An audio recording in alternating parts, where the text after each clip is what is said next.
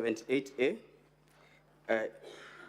To illustrate, His Excellency RÍGATHî GACHAGUA bullied Kenya Medical Supplies Agency officials into awarding a tender for the supply of mosquito nets to Crystal Limited, his proxy company.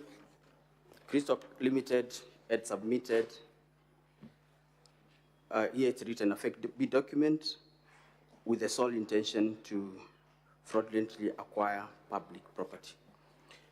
Dr. MULWA, did Crystal submit a tender in this procurement for the mosquito nets?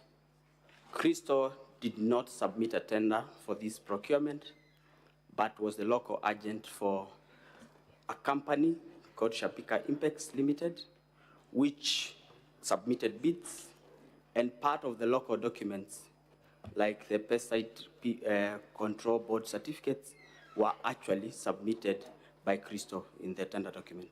So Crystal was actually the one submitting the bids? There was a reference of Crystal in some of the local documents that the bidder had to submit. I want to refer you to volume 8A of the Assembly's document, page 18 of 19.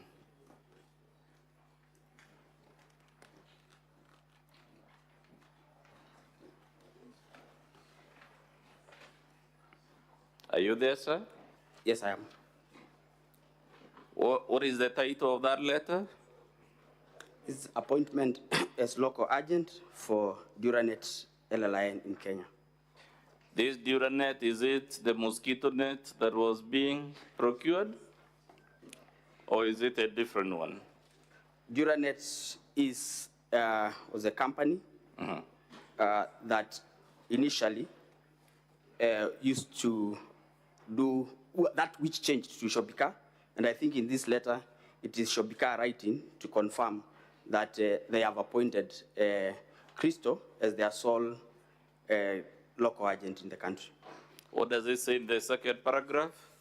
We are pleased to appoint Crystal Kenya Limited at State House Avenue, Liaison House, 3rd floor, of PO Box given in Nairobi, Kenya, as our exclusive agents in Kenya for promotion, marketing, and sales of Duranet long-lasting insecticide nets manufactured by Shabika Impex. Page 17 of that document, what does the second paragraph say? There was a change of ownership for Duranet LL9. Read it loud. And there's change of ownership for Duranet LLIN, which is alpha cypermethrin 0.55%, WW registration number PCB CR 0189. I'm referring to volume 8A, page 17. What does the second paragraph of that letter say?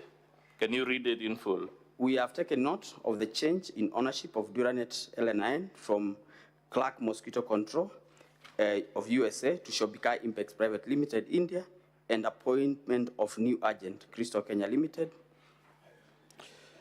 The documents we have so far read in volume 8A, sir, do they show a link between Shabika and Crystal Limited? Yes.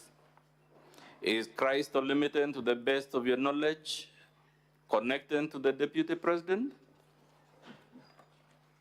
From my affidavit, I did not know initially that there was a connection. Yes. But through a phone call from His Excellency the Deputy President and conversations between myself and his son. We'll come to those phone calls and conversations, but for now, I was able to establish that there is a connection.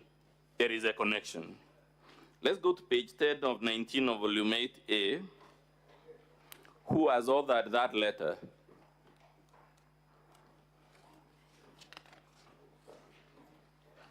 Page 10 of 19.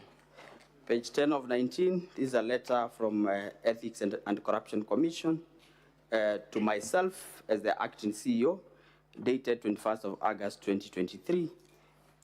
Is this a body that would authoritatively speak to matters of corruption in public procurement? Yes, it is. Is it authorized to investigate such matters? To the best of my knowledge, yes. Now, this letter, what was the letter asking you to do at page 10 of 19? The letter was giving recommendations for administrative action against procurement officers, Cosmas Rotich, Anton Chege, and Corin Mugo, who are officers working in KEMSA and participated in the procurement of the mosquito nets. Towards the bottom of that letter, Roman 1, what does the Ethics and Anti-Corruption Commission tell you? It says, and I read, Mr. Speaker, sir, the Technical Evaluation Committee, here abbreviated TEC, recommended the award of tender to Shobika Impex Private Limited, yet their bid was paginated in pencil and what was not sequentially paginated contrary to instructions to tenderers, clause 20.3, which provided documents to be paginated using indelible ink and marked sequentially.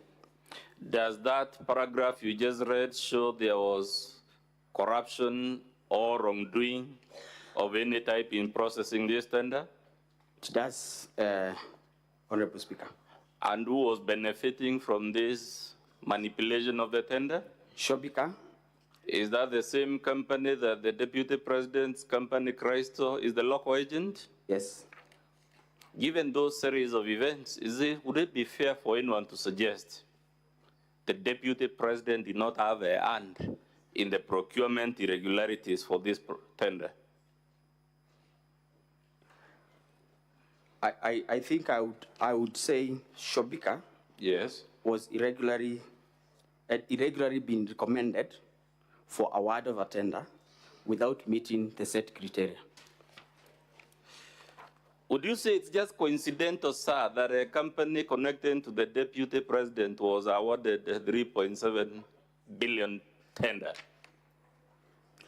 I was not in KEMSA at the time, and I would imagine that KEMSA being a procurement entity whose core function is to procure, yes, the technical teams would have a proper understanding of procurement procedures and therefore would not make such,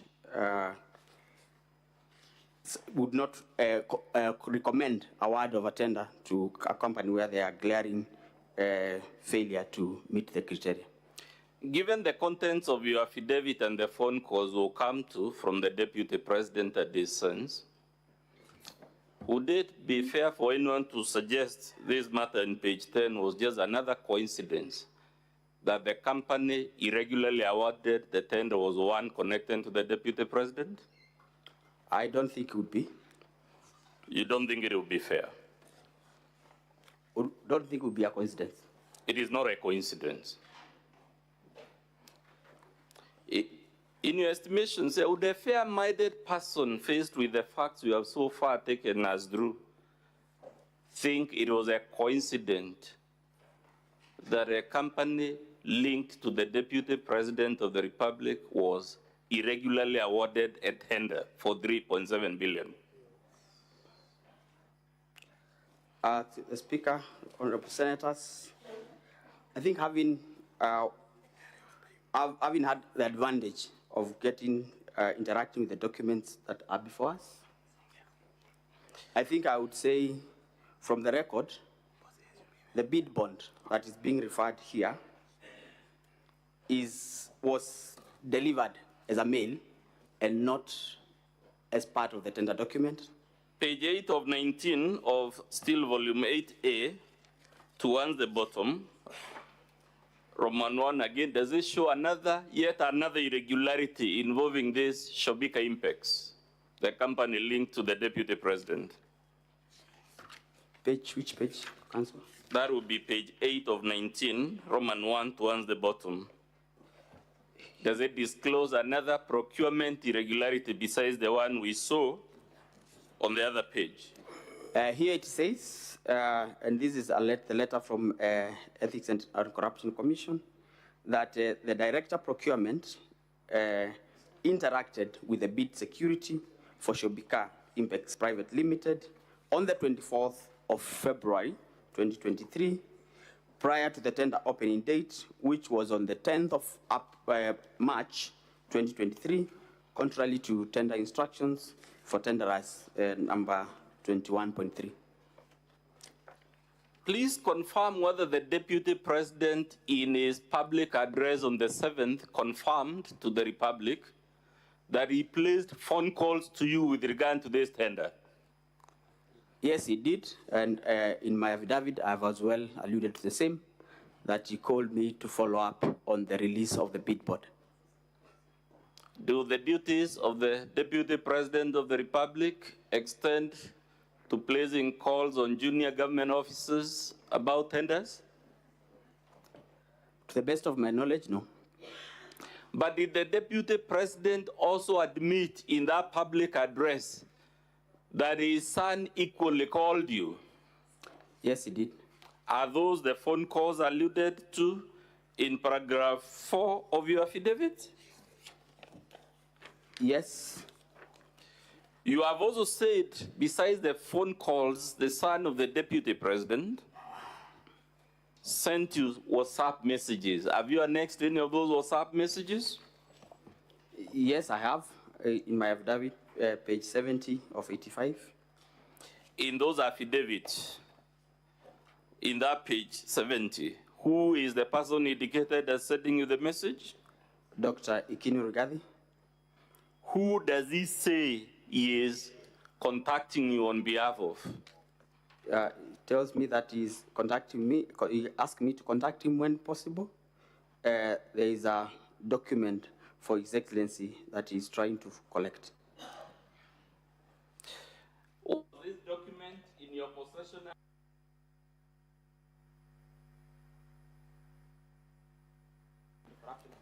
Which was investigating the anomalies of the procurement of the LLINs.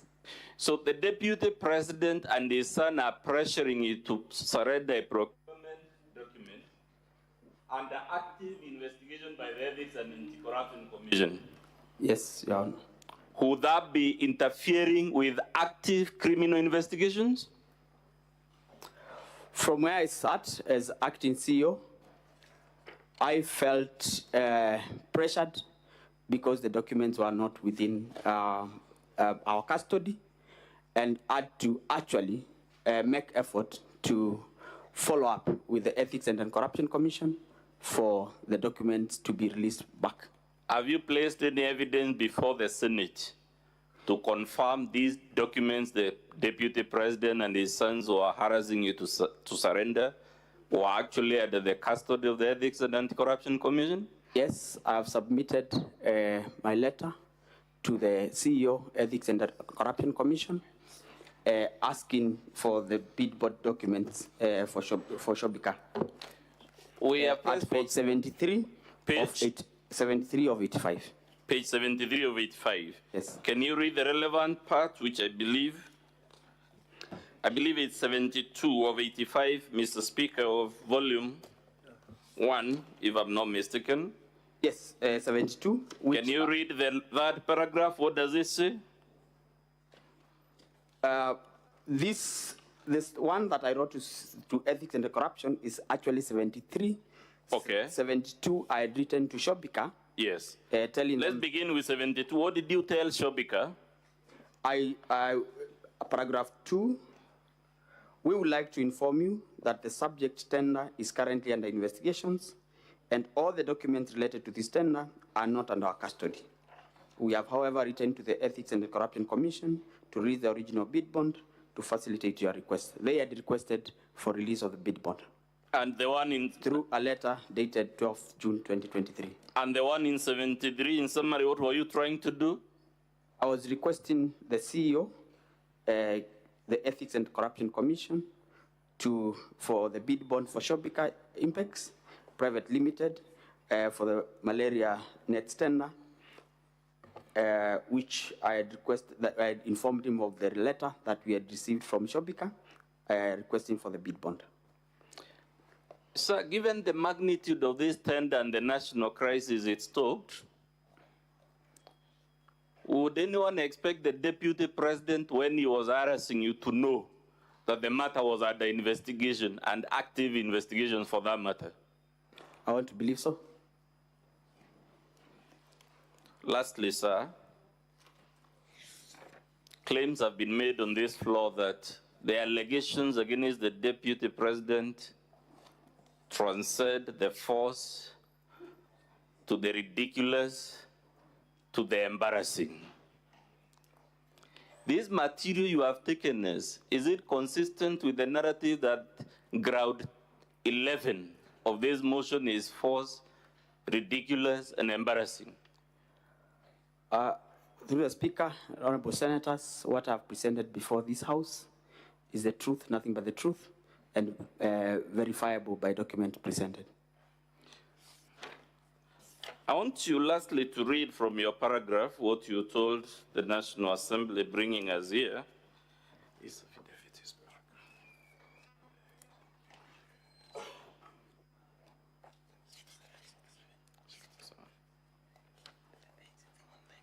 Can you read paragraph 6 of your affidavit, sir?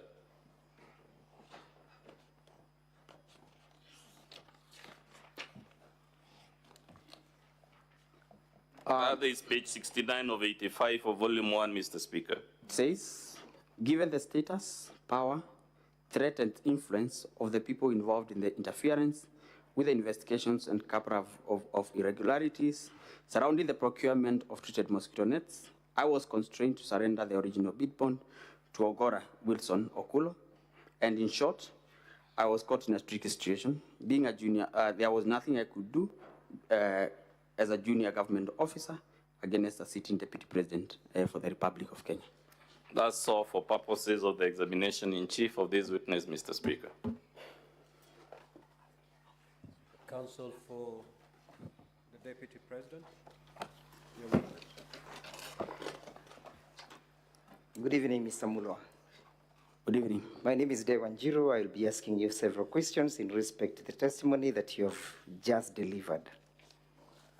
When did you join the KEMSA? I joined KEMSA on the 17th of March 2023. Before that, who was the CEO of the organization? Terry Ramadan. Terry. Were you there as and when the alleged tender processes were taking place? No. Who was in charge of that process as at then? Terry Ramadan. Terry Ramadan. Therefore, the issue